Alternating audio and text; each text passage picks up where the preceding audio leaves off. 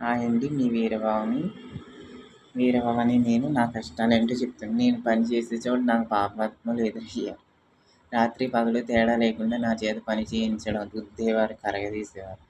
వారికి నా రక్త మాంసాలు ధారపోసాను. నాపై అక్రమ కేసులు పెట్టాలని చూసేవారు. ఎంత చేసినా మంచిగా చేస్తలేదు అంటారు. ఇచ్చేయి అది చెయ్యి అంటారు. ఇంకా అంతే ఇచ్చేయి అది చెయ్యి, ఇది చేయట్లేదు, అది చేయట్లేదు, సరిగ్గా చేయట్లేదు అంటారు ఎంత చేసినా సరే. ప్రత్యక్ష నరకం చూపిస్తారు. ఓనర్స్‌కి నాపై చెడుగా చెబుతారు. అన్నీ చెడు తిరుగుడు, చెడు పనులు చేసేది వాళ్ళు లేనిపోని నిందలు నాపై.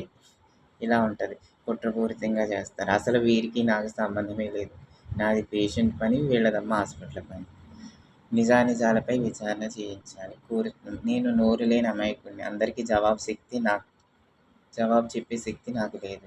అందరూ నోరు విరుచుకుని పడారిస్తే నేను ఏం చేయగలను? అందరూ కలిపి తప్పు చెప్పినా అదే రైట్ అవుతుంది కానీ వాళ్ళదే నమ్ముతున్నారు కానీ ఒక్కడు నిజంగా చెప్పినా వాళ్ళు నమ్ముతలేదు.